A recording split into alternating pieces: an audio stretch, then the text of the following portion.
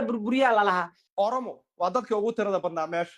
habbi qalayseen noqon finfinne unbaa la iskugu imaan kana waa adhisaabo unbudhii kana waa finfinne babta unbay iska gelinayaan meeshaa soomaali xataa muqdisho iyo jigjiga jaanis baa uga soo baxay haddaan la taataabanin xataa 100 sano oo dambe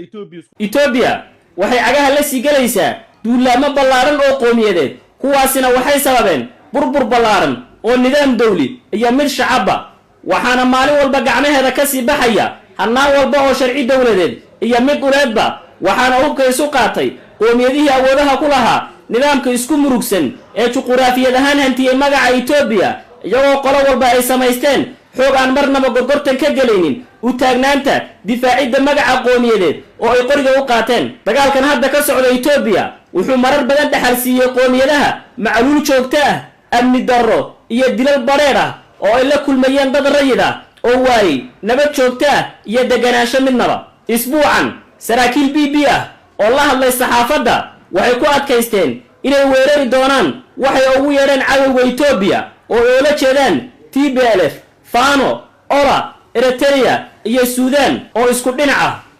sida laga dhaxarkay muuqaal laga duubay Abiy oo hortagay kooxiisa BB ayaa sheegay in kulamo ka socda Suudaan lagu diyaarinayo in kursiga lagaga tuuro asaga balse uu isdifaaci doono isku dubaridka maalmo la isu mariyay saxaafadda warar xambaarsan dagaal hadda waxaa la isku food saaray deegaanka Shareera ee gobolka Tigray duulaan eriya dhulba ah oo TPLF iyo BB ee isku eedeeyeen inay weerarka iyagu bilaabeen ona waxay natiijada halka uu ku dambeyn doona dagaalkani wax ka weydiisay wariye Ubax Tarabi iyo Ahmed AK oo ah falanqayaal xogogaal u ah xaaladda Ethiopia axmedow waxaan la soconay inuu shalay dagaal ka qarxay waqooyiga dalka Ethiopia bal dagaalka maxaa laga filan karaa dagaalkaas waa dagaalkii ugu dambeeyay ee Ethiopia dawladdu agoo jirta lagu arko Abiy waanu aragnaa diyaarado dharoonaysa oo hawada maraya oo baabuurta waaweyn ee laamida maraysa duqaynaysa dal laguma sii difaaci kara saasay u soo siqaysaa Axmaara iyo Tigray xaqii Bishanguulkiina way soo socotaa waxaana la sheegay in niman Eritrean iyo ciidan Suudaaniis ay meesha ku jiraan shalay Tigray kaliya intuu iska cilnaa maanta East Africa oo dhan ay Soomaali unka maqan tahay baa isoogu tagtay horta Abiy laba midun bay noqon inuu duulo oo cararo oo sidii ninkii berigii ay TPLF meesha kala wareegto iskaga baxsado inay sabab lagu dhaxdilo nimankan absiiniyadan wada socdo ee maanta dagaalamaya ee Tigray iyo Axmaar waa xaqiiq horta way guuleysan Abiyna way caydin ee ayagu Ethiopia ma sii wada xukumayaan waa maya ayaga laftigooda cadow isku hor is arki karin Tigray Axmaar dhul buu ka haystaa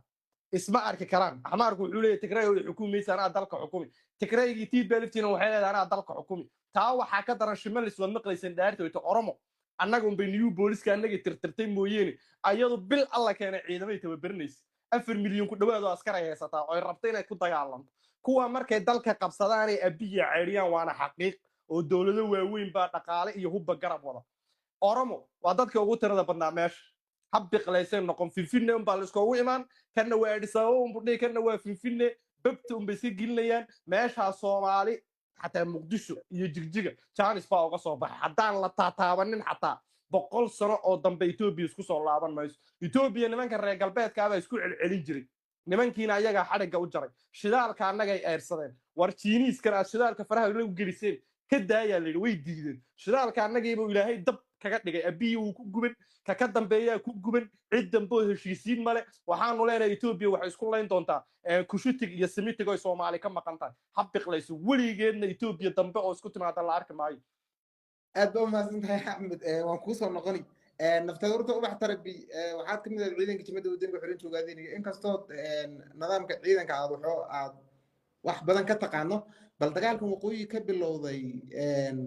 muxuu ku soo dhamaan karaa takaleete ama muxuu ku dambeyn doonaa takaleete cir intee in la egba waddan laga difaaci karaa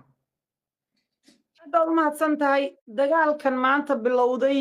Abdullaahi waa dagaalkii ugu dambeeyay Ethiopia dawlad ah waa ku raacsanay erayga Ahmed dagaalkii shalay uu Abiy Tigray ku qaaday Tigray ku jabtay aniga horta mar walba Tigray la jabiyo yaan aad u jeclahay ta kale waxa weeye shalay waxaa maqli jiray taariikhdii lalaha waxaa la yiri war Soomaali isku tiriyo maxaa ka dhintay أنا وحي اسكو دينتا أما أورما نقطة أما تكريها نقطة وحيرو الدوابية ده هلاقية درتي على هذا أفريقيا دقينينا وحي دون يوجبو وحي اسكو جمانا يا أنا مرة والبوا لودي كلا جي مرة دان اسكو جي قال كويلا حكيو جيلا ما نسكتش ونقرا ويجا عنتوجو ورمحاك رجالي عن كي وهذا أنا جا ونوجه هاي دجال كاس كيشة لما نقنايو إن ما أنت أبي ما هيستعيدنا عن أورما هين بارد كذا وربط أمارة إن دولة تكري دولة وين بقرب استاجية حردي السودان الشرع اللي قد دفاع أي السبابة على شو شقيستو يكتشوين ولا بربريي درام تودي بعد دك داكم لقى دقي هو كوشام بقولة تكنيك على لو رجعي ماشى دجالك وقبض لقى سوق الدون أبيه ويان أبيه dagaalkan waxoogaa uu daba dheeraan sanad ma qaadan lama garanayo waxa ugu badanna sanad ma qaadanayo waa ku soo gabagaboobi lahaa abiya ama inuu cararo ama la dilo labadaas ku dambayn doona waa run oo kale shalayto new boris hala burburiyaa la lahaa waa run way ku faanayeen shamalis iyo oromo inay 2 milyan oo ciidan ay tababarteen maalin walbana ay ciidanka ugu tala galeen laakiin tayo maleeyiin shalo u dambeysay horin baa loo qabanaya abada daroom aba lala ordiyo baawur weyn lagu gooyaa daroom askar ma layso adi sababo gudaheeda loogu imanaya dagaalkaas dawladda dariska oo badan baa dabada ka riixaya daroom taasa la burburinaya ciidamadooda la qaban oromo oo leadership ahayn oo hoggaan ahayn oo cid walba qaniinaysa oo cid ay jaanisiisa Soomaalidii walaalaheeda shalayto ugu dhaweyd ee garabka u ahayd hadda dhulkoodii boobaysa oo tan iyo caasimadda jigjiga sii socota waa waxa maanta waxa hoggaaminta ah ciidankeeduna tayo ma laha shalay raggii Tigray jabiyay dawladda Eritrea ahayd tii maanta meesha kuma jirto